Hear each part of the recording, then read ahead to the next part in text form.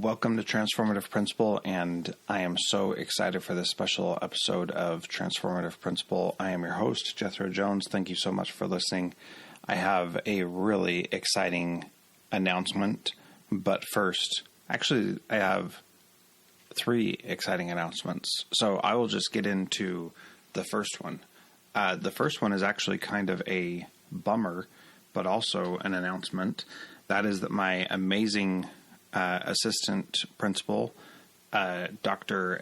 Courtney Orr, is leaving my school this year and moving down to Lower 48, and I am very bummed about that. However, that does mean that there is a job opening at my school for an assistant principal, and if you want to work alongside me and do amazing things for kids, then now's your chance. So that job is posted. If you are interested, it'll be posted until May 6th, I believe. And there's a link in the show notes that says apply for a job or something like that. I don't know what it'll say yet because I haven't written it yet. But when I do, it'll be on there, and you can check that out at transformativeprincipal.org. And you can see what that looks like. So you can apply for that. The second announcement is the Transformative Leadership Summit is happening this summer, and I would invite you to participate in that.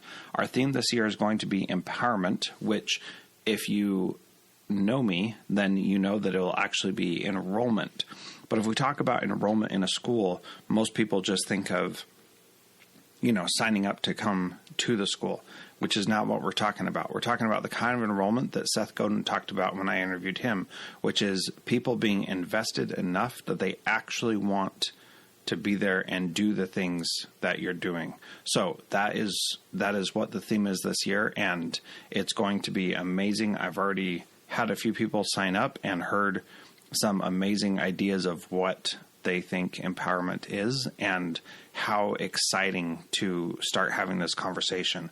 So that is open for you to register for, and you can get started there, transformativeleadershipsummit.com. That is a great conference that I'm working with some other people on this year, so it's going to be bigger than ever. It's going to be more amazing than ever before, and I hope that you'll join us, and I'm really excited about it. The third thing that I want to talk about, which is what this podcast episode is actually about, and that is so exciting. I am so grateful to work for a school board and a superintendent that has the kind of vision that we need right now. What you're going to hear today is a public recording that you can get from Board Docs. I just downloaded it and cut it up to be part of this, and I am so excited because I presented to the school board a week ago actually now, about doing a K-12 magnet school. Now, this is just in the research stages, so there's nothing that is official yet, but just the fact that the board had this conversation with me and is willing to have us go ahead and do it, and the fact that the superintendent has the vision for this to happen is just amazing. So I'm very grateful to my superintendent, Dr. Karen Gaborik, for this opportunity. I'm grateful to the board for allowing me to pursue this. And for those of you who have been listening for a while, you know this is the direction that I've been heading for years. This is what I've been trying to do. And, many people, good for them, are doing private schools and charter schools that are kind of outside of a typical district school. And I'm really trying hard to change education from the inside out. And it takes courageous people like my school board and my superintendent to support this kind of approach. And I don't know what it's going to look like yet. So if you want to follow along, and hit subscribe, and you'll be listening to it as I talk about it over the next several months and years as we develop this. But I also want you to go to transformativeprincipal.org and put your name and email in, and we can start having conversations about what this could look like. So here's the really cool thing. I have connections with you, with people all over the country and all over the world who are doing innovative things in education.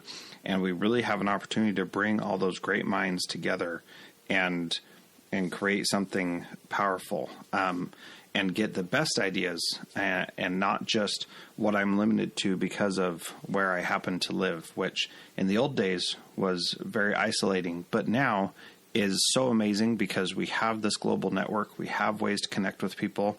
So I'd really love for you to be part of that conversation with me, and go to transformativeprincipal.org/episode 1049, which is what this episode is. And you can be part of that conversation with me. And I'm so excited. Thank you so much for listening. And I'd love to hear your feedback. I believe that this is a very exciting thing. And I'm so grateful to you for listening. Thank you so much. And enjoy this conversation.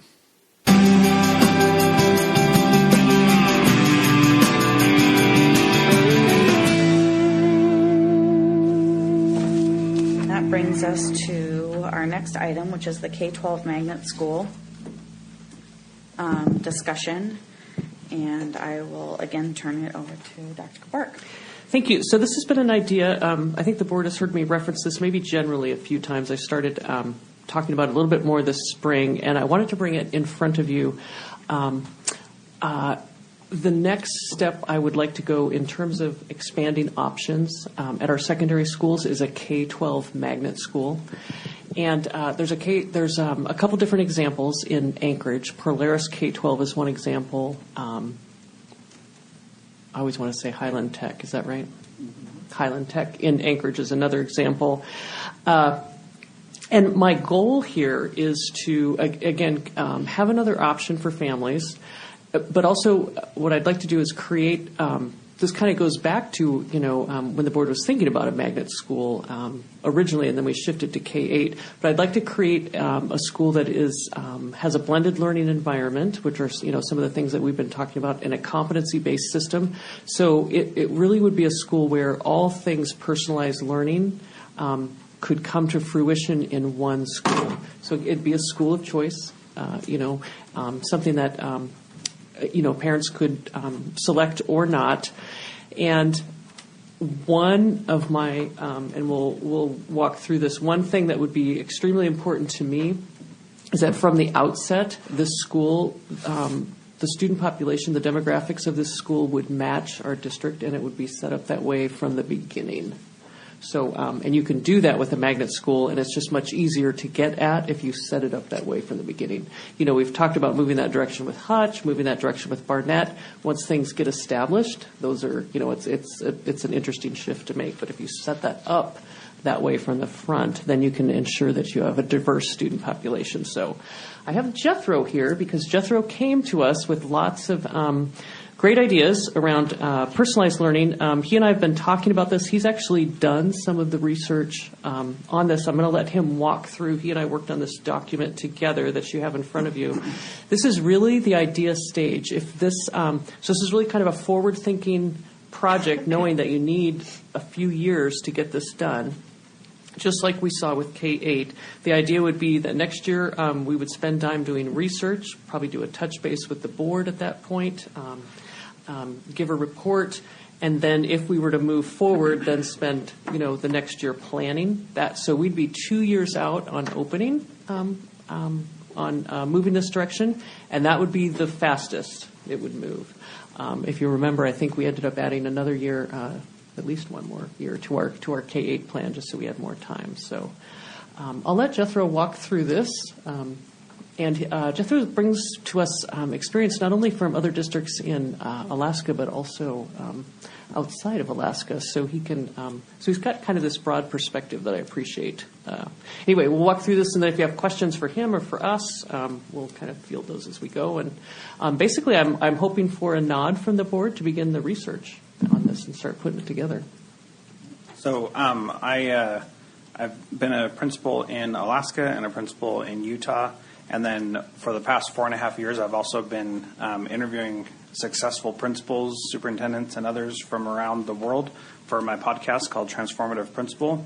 And so I've been researching this type of approach for quite a long time, and I've been in a competency-based system since my second year of teaching, and so coming to a system that's not competency-based, I see where we can go, and I'm really excited about this opportunity. Is it appropriate for me to read through this I think or so, summarize? Yeah. Yep, Or I think, hit the I high kind of points. feel, have you ever seen that movie, The Incredibles, when Dash finally gets to use his powers? And I kind of feel like you're saying, yeah, you can use your powers. So I'm just so excited about this because there's so much opportunity. Kids and being in the same school from kindergarten through 12th grade has so many benefits of creating this long-term relationship with the staff, with the other students in the school. And we're allowed to, if we're starting from the ground up, we design the school to meet your strategic goals as the board. And so all of the strategic goals that we've gone over, those can all be placed as priority number one.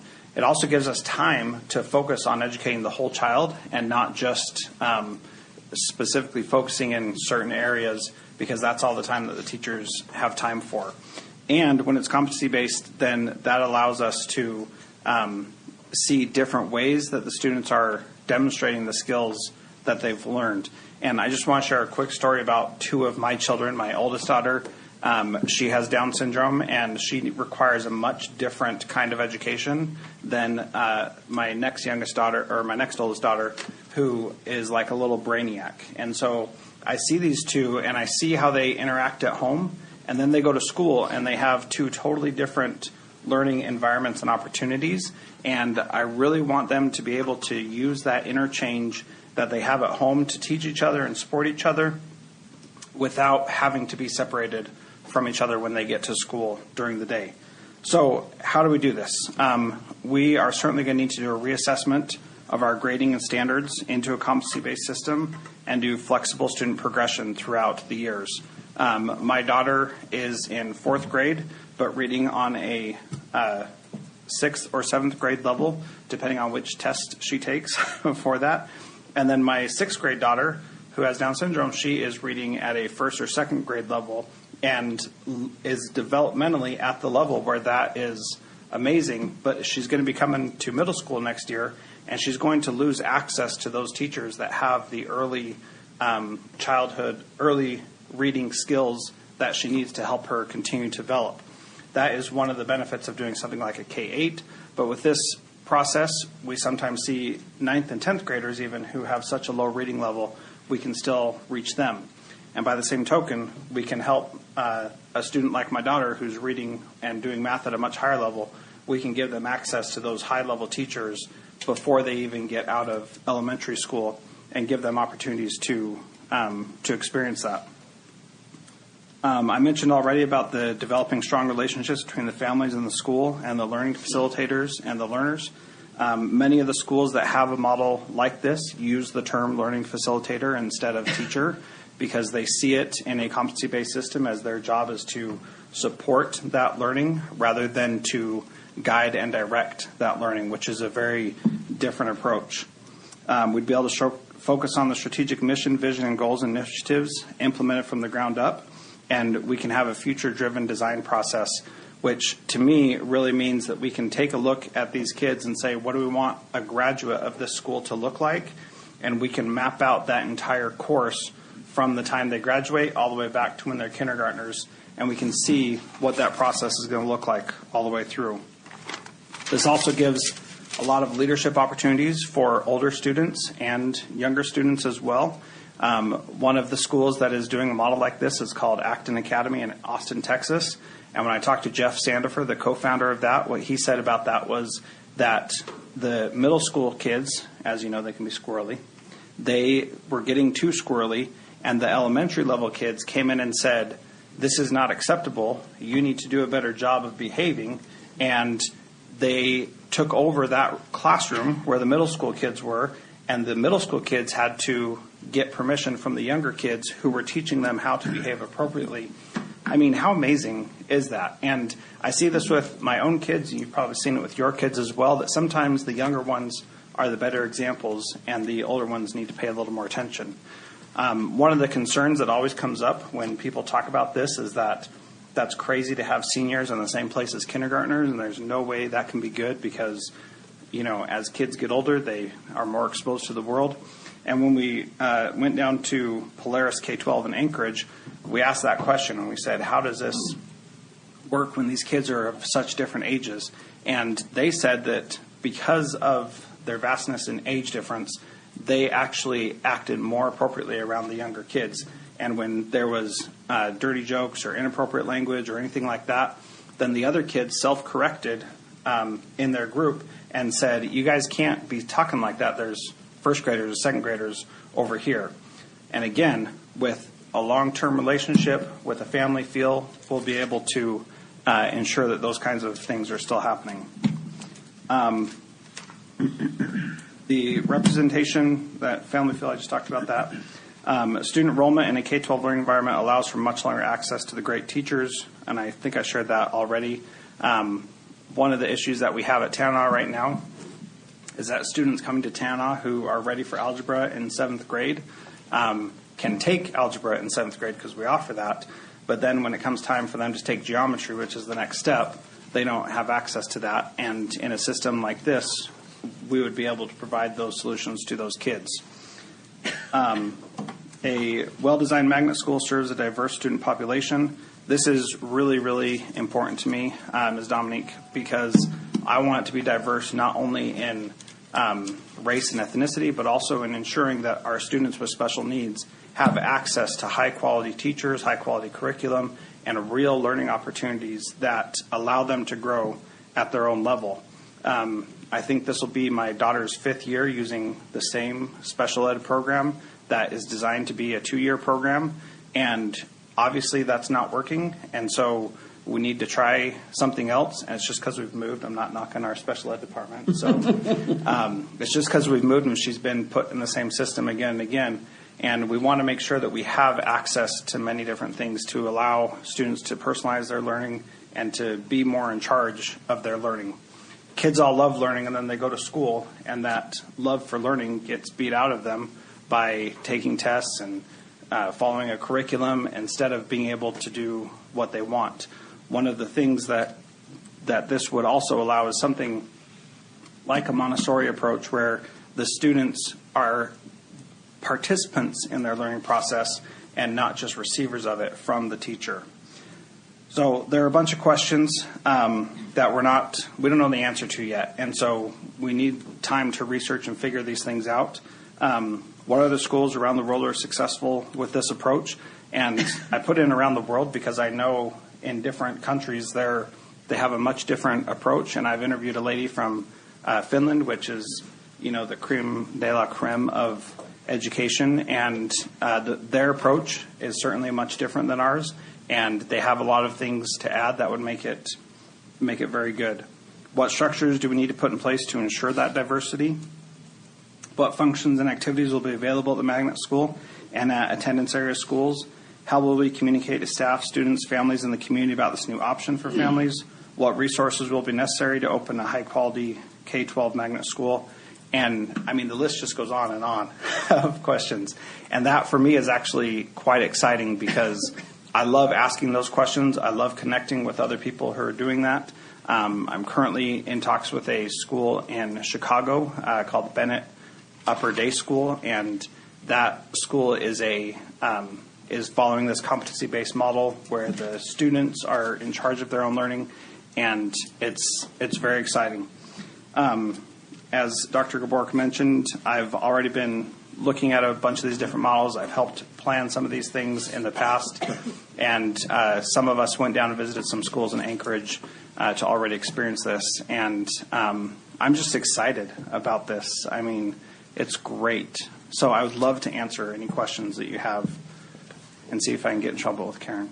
Before he gets in trouble, I just want to say I know that this is I want Jethro on this team, but it would be a team approach. So certainly there would be a group of people working on this project, and it's interesting. So just coincidentally, interest has come to me for a blended type school. People are, I think as we move through personalized learning, teachers and other staff in the district are looking for opportunities to do some different things. So it's, I told folks, I said, well, listen into this work session and we might be able to, if you're interested, we might be able to move forward with looking at some of these models. So.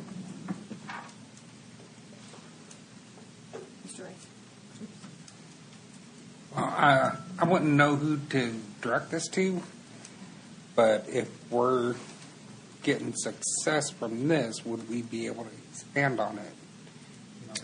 Out in North Pole. Yeah. Because I know we talked about it at the last meeting, but I'd like to see some of the stuff start happening out in North Pole, especially since we're going to have some of the F-35 kids and stuff like that. So, I would think so, and the good point there. In terms of location, again, we're so far out on that. I don't know what location would be, but I think that would be. So replicating success, I would definitely be interested in that. So we have schools that are the K-8 models are when you look at what their afternoons look like, they've incorporated some things that are very similar to what are happening at Barnett. So I think people are seeing pockets of success in different places in the district and wanting to replicate that. So yeah. Oh no, that's some of the questions that I get from the parents out there is how come some of that stuff isn't passing the boarding and passing the border and coming out to North Pole. So, I'm just giving a shout out for North Pole. Gotcha. Can I answer a little bit of that as well? One of the great things about my experience with doing my podcast is that every week I ask these other principals a question that I need help with myself as a leader. And so I'm able to hear from them, get ideas, and my idea would be to make sure that whatever we're doing here at the school would be something that we would make known to other people as well, so that if a school wanted to take some ideas, they would be more than welcome to do that. And it's only our imagination that would limit us in being able to do that. That, just in the year I've been here, the collaboration among principals and ideas that are shared between us and teachers is so powerful that when these good ideas happen, it's hard to keep them contained. And so that's the idea, is that this would be a place to meet your strategic goals, your vision, and then other schools would be able to see it in action and learn from it as well. Ms. McConnell. So I'm kind of torn about this. Schools that you went to in Anchorage are great schools. My son graduated from Stellar. My grandchildren have gone to Polaris, and I've gone to those schools and went in there, and they're great. I think my main concern is, and I know, we can't hold back because of finances and our, what we're going through right now. But on the other hand, there's that perception out in the community that we are trying to do too much at once. Yeah. So, I would we have to be mindful of that. There's going to have to be a big campaign. I'm excited about this. I think this is a great option, and to really build these options up in our community, but we have to be very mindful of the backlash, if you will, of comments that we'll be facing. And I think it's going to be a big task in communications when we get there. I know we're several years out, but just bringing this up, we're going to be getting a lot of comments about that. Ms. Dominique and then Mr. Rice. I have a couple of questions. The K-12 Polaris School, I think you kind of answered my question. How long has it been around? It's been there a long time. It has, and they've been very successful. Very successful. There's always a waiting list for getting in that school. And why do they have just one K-12 and they have one that's 6-12 and 7-12? Do you know why they did that instead of going with maybe two of the K-12? Because they have a large student population there. And I would have thought Anchorage would have gone with at least two K-12s. Do you know why they split it up like that? No, I think that's a great question. I'm not sure of the answer to that. My own thought on that is that, from what I understand of how Polaris was created, was that it was really a push by a particular employee who said, I really want to do this, and pushed hard for it and worked a lot to make it happen. and that's what I know about that. Highland Academy started out as a charter school. It was called Highland Tech High, and then it changed its name to Highland Academy, and I believe that it's still a charter school, but it's gone through some transition as well. And then Stellar, I think, is a similar issue, that they're all considered schools of choice according to Anchorage School District, and so they have many more options than that. These were just the three that we looked at. So I think what they're doing is just diversifying a lot and putting a lot of options out there as well. And the other one I wanted to, while I'm on that topic, if it's a K-12, is it divided in different parts in the building for the students?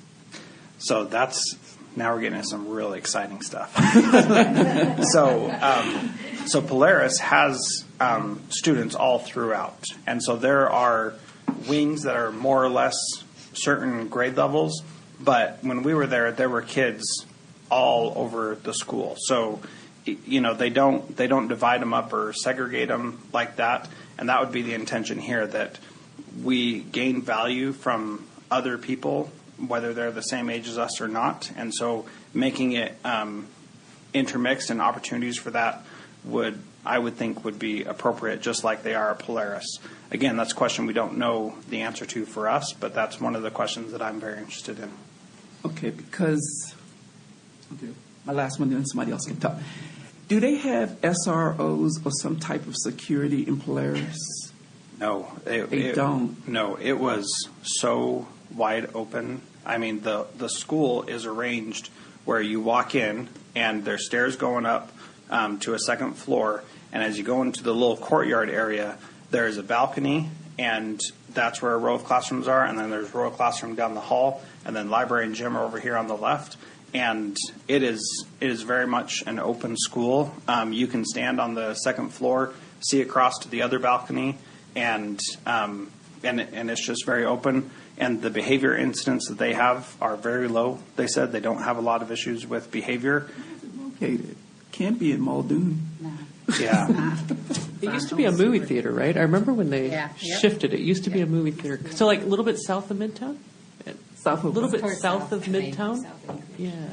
But it's like right off the Seward Highway. Mm-hmm. Yeah. Really? Mm-hmm. Okay. Yeah. And I don't know Anchorage well enough to have any idea. Okay. I didn't expect you It's to. in Anchorage. Yeah, Anchorage, got it. But I want you to know I'm really excited about a magnet school. I'm just kind of concerned about a K-12 and going to another change after we just gone into the K-8, as Ms. McConnell stated.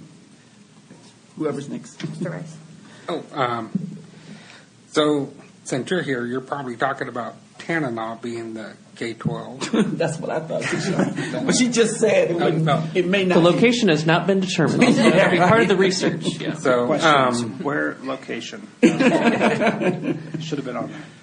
so then, I was also going to ask, how many kids would we be looking at? With some of the charter schools, we have 150. So I think that'd probably be tied to location, and then also, sort of best practices. I mean, if there is such a thing, best practices around K-12? Is it, how many classrooms per grade level? What does that look like?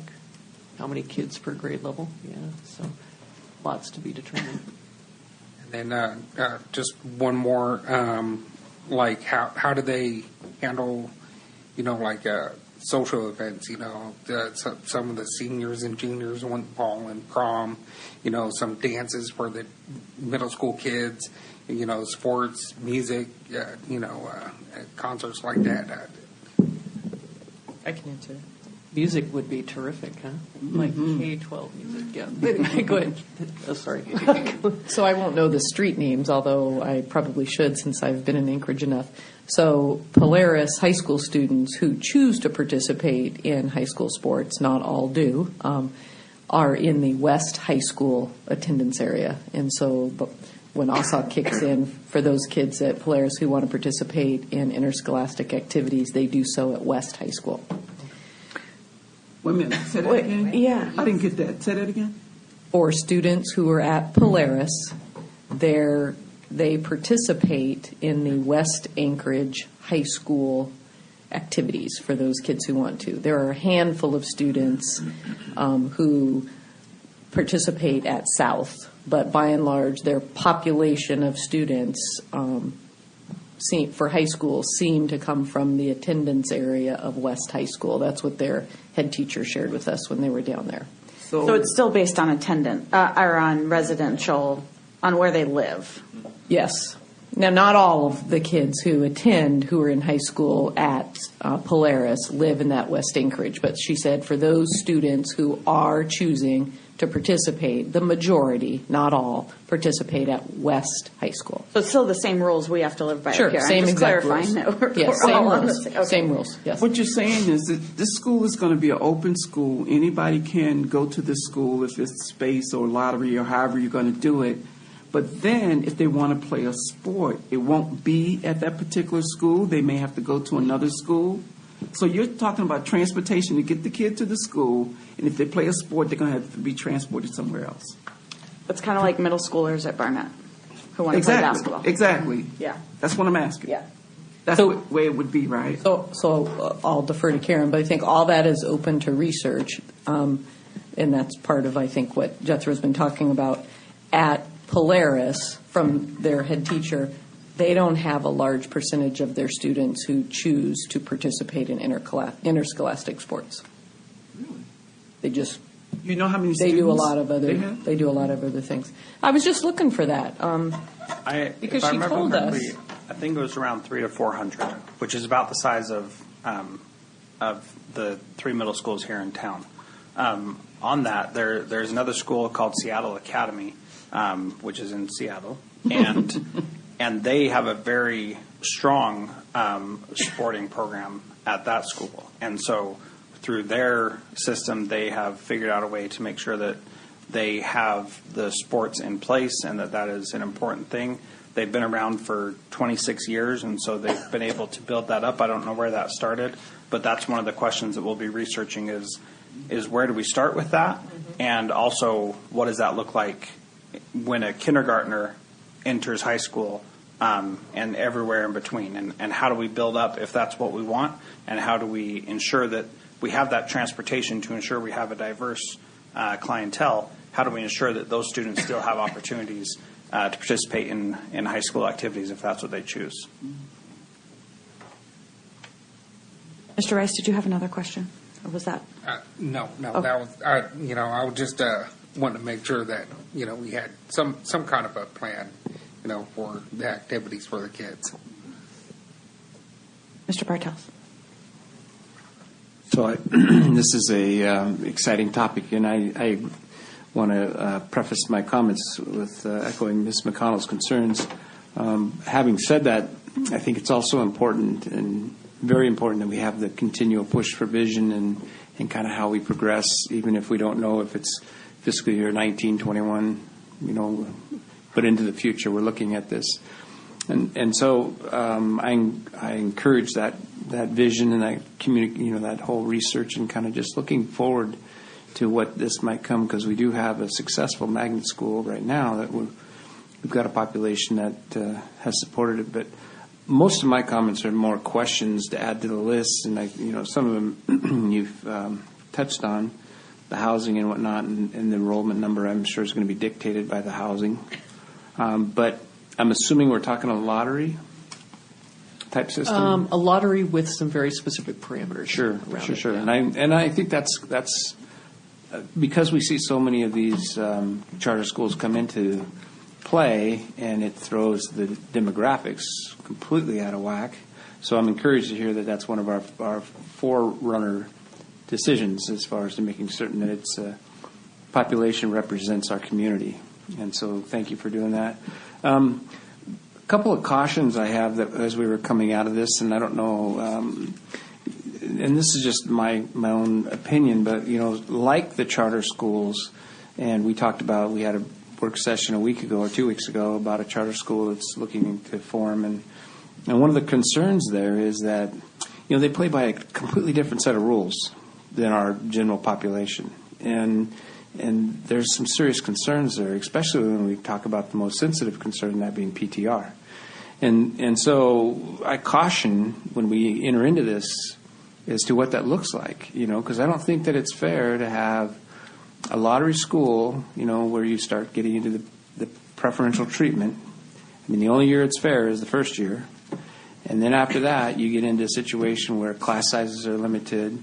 And we can even use the concept of how Hutch began and then how it has progressed to today. And just the whole, I just caution. It's just a caution is all. I don't know how that works. I'm not sure how we work through that process. But I think if we're going to enter into something like this, we need to keep some of our charter concerns on the forefront and make sure that this isn't a school that becomes something that the others don't have to that they play by a different set of rules and the others, kind of left behind. So it's a concern. And but aside from that, I'm assuming there's going to be some looping. Is that part of the process? Do the classes, are there some looping just because you have this community and they kind of all grow together? Yeah, and with the idea of competency-based learning, kids could loop, or kids could accelerate, or kids could stay behind, and what we're going to focus on is how do we ensure that every student meets what our standards are for graduation, and that's where we set the bar. Then we backtrack that and figure out what kids need to learn in each grade level, and typically it won't really be grade levels either, because those are artificial that we just make up to make it easier to organize people. But for this kind of an approach, it's really what do you need to accomplish before you leave this cocoon and move on to this cocoon.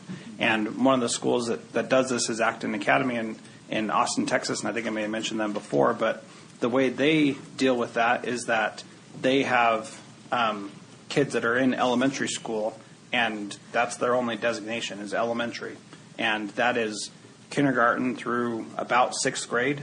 And as I've been brainstorming about how this works and pulling from different resources, I'm looking at grade bands that are kindergarten through third and then fourth through sixth or something like that. And then we have goals that we want them to achieve.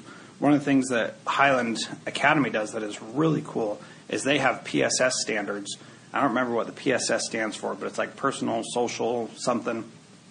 And you have to take time to pass off those standards. And the principal, Michael Shapiro there, he said that kids come in sixth grade, and then they have 6 years to be able to accomplish these. However, it takes about 2 years to get through one of them. So almost nobody, gets to a level 4 PSS, because that is such a high standard that they want those who can achieve that to continue to be working on those kinds of skills. But it's such a high standard that usually nobody makes it to that. They have to get to a level 3 to graduate, but then they could push on if they finish level 3 before then and try to get level 4 before they finish. And those are very self-reflective, self-aware examinations of who they are as a person that gets, I mean, I'm kind of off of your original question now, but being able to find ways to move kids through and teach them more than just reading, writing, arithmetic, but to teach them how to be human beings, how to have compassion and kindness and care about others and want to change the world. Another school in Oakland, California is called Park Day School. And this school, their whole mission is to help students solve social justice issues. And so their whole purpose is to engage students in social dialogue to make the world better for everybody. And so their approach is, by the time these kids are seniors, they need to have a cause that they are actively pursuing, supporting, that is making life better for someone who can't make their life better for themselves. So there's so many different ideas out there that I wouldn't want to restrict us to certain grade levels, because my second grade son could have an impact on something that a senior is working on. I want to allow that if it's appropriate and if it's helpful and if they can both learn from it. And I don't want to restrict that just because he happens to be 8 and this other person happens to be 18. An 8-year-old can still provide value to the world, and I want to expand on that and make that a possibility. So just to follow up, so social skills would be a part of the whole looping. I got two comments, if I may. But the one thing that comes to mind too is that we start the school and we have a busing challenge. I don't know if the hours of the school are going to be consistent with everybody from K through 12 starts at 8 and ends at 3, or if it's a process.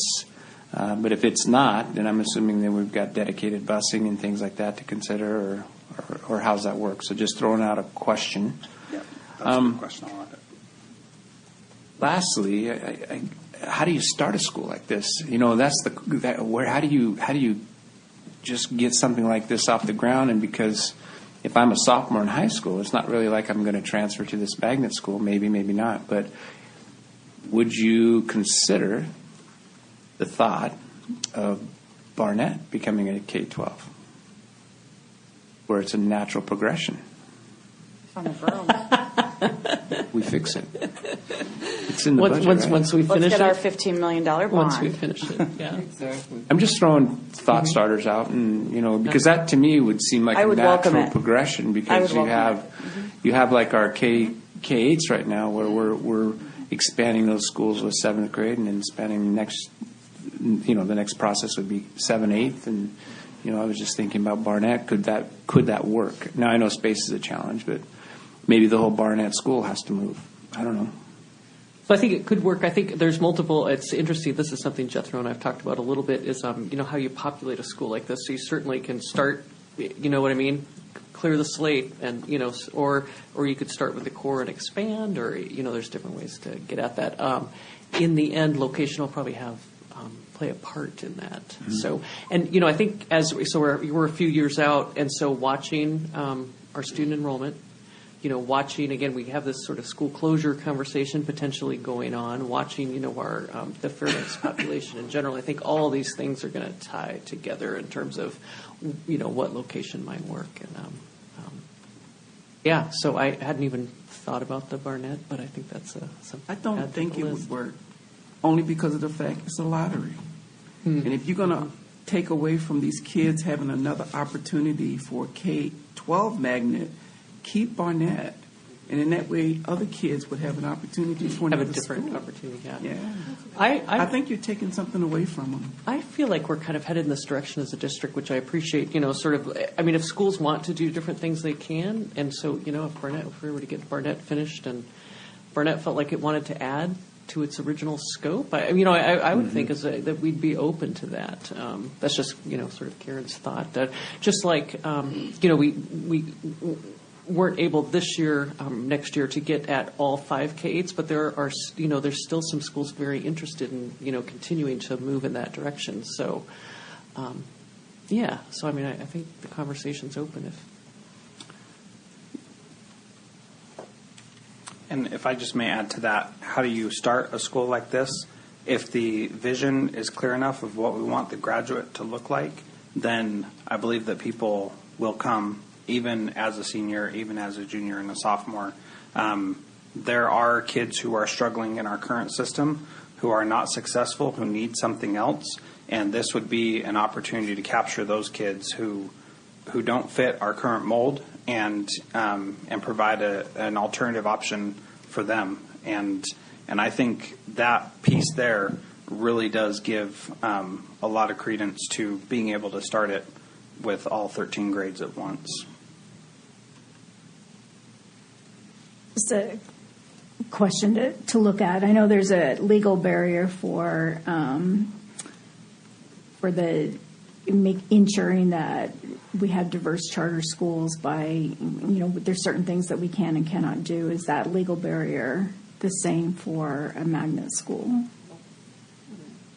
No, that's why I think that's why we started to pursue the conversation with Barnett, we've kind of stopped. It certainly is going to come up once we get further along in the conversation about Hutch, and we kind of, again, we'll have to come back and talk with the board about where we're headed with Hutch. That has got to be part of that conversation. I just heard feedback again today. We're not talking about Hutch today, but that Hutch just keeps moving in a different direction than we originally intended. And the kids that I wasn't here when it was, well, I guess I was here, but I wasn't in this position when it was formed. The kids we were we were attempting to serve are not being served there. Not saying that's right or wrong, But I think we have to anyway. So in my mind, when we decide where we're headed with Hutch, that'll be something we either address or don't. So on the front end, with a magnet school, we can address that. Yeah. Because we saw the published demographics for all the schools, and it's pretty clear that our charter and our magnet and Hutch are in one direction, and the rest of the schools are in another direction. So it would be good to even those out where we can. Agreed. That's why, again, and I was pretty upfront about this a couple weeks ago. I am much more in favor, I think this board's talked about this, much more in favor of magnet schools than I am charter schools, because the district can control those pieces, whereas a charter school, we just cannot. And then can we get go ahead. Yeah. Can we get a quick update on the K through 8? Because I know that we were going to do a couple, and it's part of the strategic plan, so it would be fit into this conversation. But, and I know, like for LAD, a few people had dropped out after they had originally put in. So are we still looking at it, one or two? So for those that are now that it's real and we're having conversations with people about what it is, there are people that are coming to the table now that hadn't come to the table, and there are people making decisions about going to Tana or Ryan. I just met last week with Michael Campbell and Georgia Sandgren from the military, and we have a meeting this week. No, is it this week or next week with the senior spouses, and another meeting coming up with the command, and we're going to be really heavily advertising this as an option for families that are moving to the area from the military bases. So I think it was wise of us to select LAD and Arctic Light as schools that they both have large enough populations that there's still those decisions being made now that it's real, and they have populations that come in, and when parents realize that they could have their 7th grader and their 3rd grader and their kindergartner all at the same school, we're really hoping that helps with those. So we're not giving up the effort to keep those options on people's minds and make it easy for them to choose. So we've got some real great plans on how to continue that information. So I'd like to see us continue with the K-12 research. I don't think it should be a Barnett.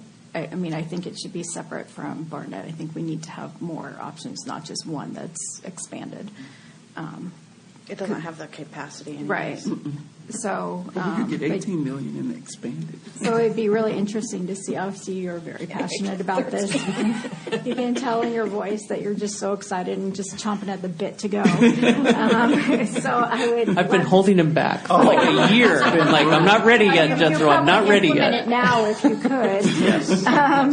So I would like to see where it goes, because I think it's a great idea and another option for our community. I just hope that we can make sure that it's for all of our community and not just a select few. Well, and I was going to comment that while I agree that we do get comments about you guys are doing too much, my communication strategy around something around this would be that this is how, so we keep having these charter schools pop up, and this is how we can actually create schools of choice that are open to all students and not just select populations. And so I would almost counter that, yes, it's a new and something that's additional that, okay, you guys keep doing these new things. But I think our community has shown that they want new things because we have new charters. And so if we have new opportunities, that we are able to then manage transportation so that all students have access, manage food so that all students have access. Those are the two biggest barriers you hear from folks who can't access a charter school are transportation and lunches. And so, at least from the folks I talk to. So we have that control with a magnet, which I think is really great. But the other thing, and I think about what Ms. Coble, our student representative who sits on the board, said a couple weeks ago about respecting student voices. And it makes me think about when you talk about respecting an 8-year-old's voice and how, as parents, I'm sure all of us at the table as parents, empower our children to, talk to us respectfully, let their voices be heard. understand barriers and lines and all those things, but really valuing students at all ages, and not just saying, oh, you're just a second grader, because you're not just a second grader. And that, to me, more than anything, is really exciting to hear that all students. I mean, I really like the grading piece too, and anybody who knows about my grading thing knows that that makes me really excited too. But the whole idea that you can embrace a student from kindergarten all the way through 12th grade, and that their voice matters, and that their feedback matters, and that if those two kiddos can work on a project together and they both value it and get something out of it, I think that's incredible, because I wouldn't turn to a 30-year-old and say, oh, you're 30, I can't talk to you. I mean, so we want to teach those things to our kids, I guess, growing up as they get older. And I know we had a lot of concern around K-8s, and we have schools that do K-8 and do it, well, and all the kids intermingle. And I think it would be an extension of that. And you might have, in your first couple of years, it might be, one of the things that you see with, I can say specifically for Barnett, but I think it applies at some of the other K-8 schools, is that the kids kind of grow up in that building. And so they take pride in it, and they take pride in the fact that they get to show the younger kids these things. And so you might in the first couple of years have some juggling because you have all new kids. But I think our kids are capable. I think our kids would embrace it.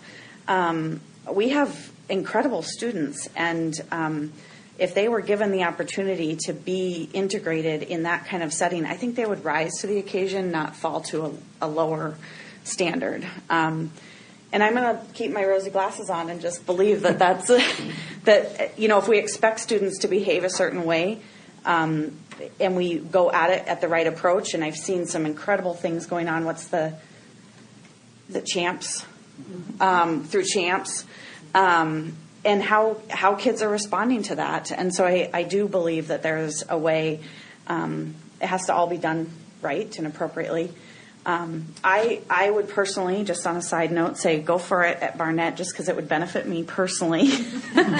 But Barnett, I agree that it should be something separate, because we already have that. And that opportunity is kind of closed for, I don't know what their wait list numbers are this year, but every single kid except for kindergarten went on a wait list. That was it. Every single kid except for kindergarten went on a wait list.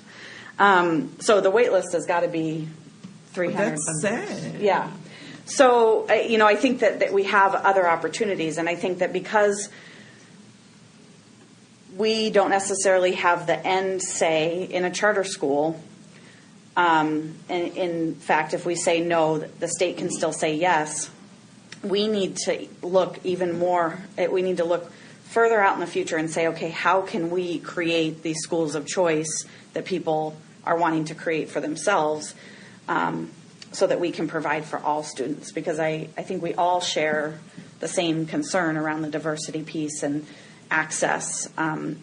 And those different areas, what are we getting at with a charter school, low class sizes, versus having experiences for students. And I believe that as a district magnet school, we could do that and provide that opportunity. So I would. Oh, and the last thing I'm going to say, sorry, is I wouldn't. I don't know that I'm ready to say let's research for an opening in this year. I'd say if you guys want to research and then come back. Yeah. And then we talk about it. And because, and maybe put your research on timelines type of thing, but to say, okay, we're going to spend 2018-19 researching, but I don't know that I'm ready to say so that in 21-22 we could have a K-12 magnet. Maybe get through the researching part and we can really have an in-depth discussion before. Does that make so? I don't want to commit to anything tonight. But I think the biggest thing is to make sure when we're doing this research, because we ran into this whole thing with the K-8 issue, everybody came back that year when we were trying to implement it and said, I knew nothing of it. That's when we got that big group of Tanana parents and people coming in. We knew nothing of it. How come y'all going ahead with this? when you're doing your research, I think that's at the time you need to notify the whole community. This is what we're thinking about. We would love your input. We would love your comments so that everybody knows what we're doing, because it seemed like it was kind of covert. And I knew we had started 2 years out, but they didn't. So the communication was very bad, I thought, in that whole process, because people didn't start talking until we were trying to implement it. So this would be a good piece to put on that strategic planning for the community input, would be something of this to get it out there, and that way we would have some information on it when we came back in February or March and had our more in-depth strategic planning process assessment. So that sounds like a lot of fine-tuning of what kind of a school we're going to create by middle of the year next year so that it can be included in part of those surveys. I'm up to the challenge for that, and I think that that's definitely possible. I do just want to say one quick thing about kids rising to expectations. Every Sunday night, my family and I have a family council, and I'm sharing all these stories about my family because I hope you can relate to that and think about your own family as you're talking about this, and know that these kids are people's children, that they're not just numbers. And I know you know that because I know I've heard you talk about our students that way. We set goals every week, and we always tell our kids, set a goal that means something to you. And a lot of times we have goals that are kind of silly and don't make a lot of sense because my kids are kindergarten through sixth grade. But at the beginning of the year, my daughter set a goal that she wanted to be able to read by the end of 2018. And she's in kindergarten and was struggling with getting her letters and sounds and all that, and just wasn't really interested in it. She then got fired up, and every single day forced us to read to her, forced herself to read to us. And obviously when you do that, then you learn how to read. And so she's now reading quite well. And then the week before Valentine's Day, decided that she wanted to set a goal to not eat any candy. What? What in that goal too. Yeah. So, she's only in kindergarten, and she already understands that she has power to control her future. And that is a young child who, if we start kids in kindergarten and nurture them through this by the time they're seniors, what kind of a world are they going to create for the rest of us to live in? I am just so inspired by that thought that I'll be ready to start it next year. So just kidding. I think it goes a little bit. My comment was more to because I believe in the concept. So, but I think it goes more to the communication piece that we run up against, and that sometimes even when we do what we think is our best job, we just struggle. It's like that for everybody. I mean, we're not the only entity that has that issue. I've heard other entities say the same thing, but Fairbanks, sometimes it takes a little bit to kind of wrap around and embrace and understand kind of what's going on. And so I think the communication piece is the big piece. But I would say the one thing that gets hard about the communication is people have a hard time. So this will segue to our next part, but people have a hard time envisioning something that they don't have information about. And if the research hasn't been done to kind of envision a school, then the questions need to be phrased in a way that are more like, would you, embrace X? Would you be interested in Y? Because if people don't, I saw this with the school calendar thing. If people don't know what it would actually be or look like or how that feels because they've never experienced it, it's harder for them to say, oh, yes, I'd like to try that.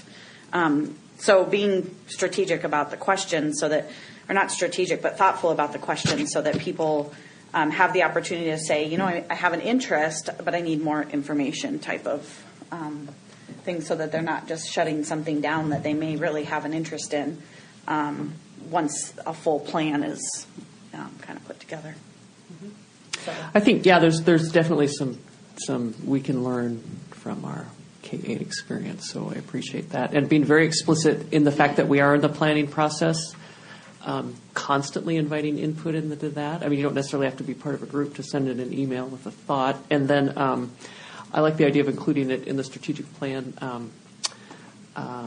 input. I mean, I think so just my thought today would be to frame that up around, again, what kind of options do families want in Fairbanks, right? And so it may feed into this. It may feed into other things, that might help with the board's initiatives. So, yeah, I think we can do some things to we have a bit of a tendency to do the work and then deliver. I mean, I think we can be really transparent that the work is being done, and we don't have anything but to deliver yet. But so yeah. I think the majority of those parents actually found out about Tanana being changed into a K-8 school was the PTA. For some reason, that was like 2 weeks before we were getting ready to implement it. They said that the PTA over there was the ones that told them about it. That's how they found out about it. And it was right before we was getting ready to implement. And we had a room full. Yeah. So I think we need to make sure all connections are made. And you keep saying emails. We still need to get it to those parents that don't have email. Right. And don't have a computer. I mean, even Melanie Hadaway said where she lives that she can't get connections out there. So just think of the ones that don't even have a computer. So we need to make sure it's connected, it's communicated, email, paper, bird fly, however you want to get it to them. But all these groups that you have, also the Heather Ronhurst group, what is that, the partners that we have, it needs to be communicated to them as well as NAACP. I make sure they know about it, but that was when they wanted to get involved. So we just need to make sure it's communicated early. And I think remembering, too, that if we do move forward when the time comes, whenever we make the announcement about location, it's going to be a bit of an explosion. So, because it'll be something new for that location. So who will make that determination, though? So I think that'll be something we'll have to bring here and make a recommendation and then talk about that with the board. So. Wait, Sharon, I'm sorry. Mr. Bartels had something, and then I can go to Ms. McConnell. Mr. Bartels has been patiently. A couple things. I think the other piece to it is got to be, as Ms. McConnell said earlier, the economic piece has to be also part of that discussion too, because I think that's going to be, regardless of when it falls, even if we have another pipeline at the time, it needs to be a part of that format. But to Mr. Jethro, I'll share a little bit of family thing. I'm the youngest of 4 siblings, and I'm exhausted raising my older siblings. So preach, it's approved. What's the difference between a magnet school's rules and a charter school's rules? And how do we differentiate between the two when you can do demographics at a magnet school, but we can't do it at a charter school? I don't know the reason behind that, but there's statute in our state that determines that you can't get at those demographic pieces with the charter school, but you can with the magnet school. And even though we might do some very interesting things with teaching and learning and curriculum and things like that, I'm trying to think. We had a paper on that. I don't know that we would. Yeah, I don't. I don't know that we'd be opting out of the district curriculum per se. We'd be doing some different things with that. Mel's dying to say something. Yeah. I actually was pulling this up, and I can find it because we had it for a board work session a while ago.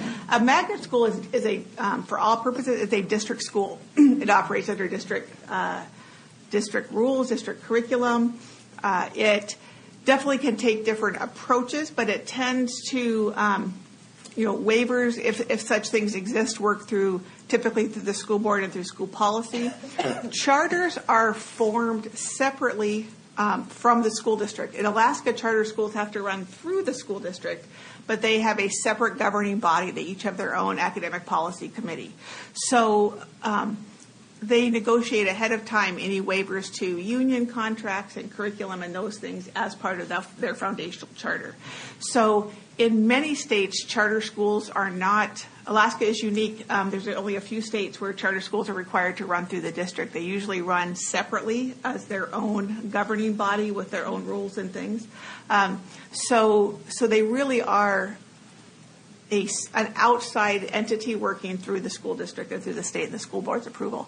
Whereas a magnet school, again, is a district-created school under the district-created umbrella, governed and through those same channels as any other school would be. I guess the question that arises from that is, why would the district take on the risk of a charter school? I mean, when you don't have, you have a seat at the table, kinda, but you get all the risk. And anyway, that's another discussion. We're going down a rabbit. The only other comment I'd like to say, and maybe keep in the forefront of looking into futuristic goals, would be the Innovation Academy. I think that's something that, this has only been year one, but I've heard some incredible progress from that. It's a school within a school already existing. I mean, I think the economic, it kind of fits into our squeeze right now economically a little bit. And so, and that's something I could see, I'll use the word easy, and I know it's a big lift, but easily put into play in the North Pole community, the crosstown, expanding that into those high schools, and just looking into those allocations. To that, I think there's actually interest in that at North Pole High, doing something like innovations. There's, there's conversation about kind of, let Lathrop, figure some things out, and then maybe North Pole, if they're interested, and again, we have some new leadership coming, that staff might want to sort of take the best of and look at. And I think they have space. I mean, of course, we'll see, after the Jets come. I didn't want to get too far away from what the topic is, but I think that that's something, too, that, could lend some further discussions. I think one of the counselors, he's not there anymore, but, had a whole plan built around a school within a school at North Pole High School. And I don't know that it went anywhere, but, obviously it probably should. Probably chomp it up a bit. Well, thank you, Mr. Jones, for being here. And oh, sorry, Sharon. No, that's okay. Just a brief comment. Given the economic times, it's kind of following up what Tom was saying is, when we do this research, how much is it going to cost? I'm just thinking of the community and how to educate them. I'm excited about the research, though. I know the one thing that I took away as a parent when my son was in Stellar and then my grandkids were at Polaris, is that interaction between the students. You were talking about the worth of an 8-year-old and an 18-year-old. I know my granddaughter, when she was in high school, she really interacted with the younger students and bonded with them and very excited about working with them. And that's what we took away from that. So it is exciting about this. And so I'm just looking forward to seeing what your research says. President Hollis, I need to correct. I called Mr. Jethro. I'm sorry, Mr. Jones. I didn't finish I'm sorry about that. Sometimes it's just Jethro. Mr. Jones.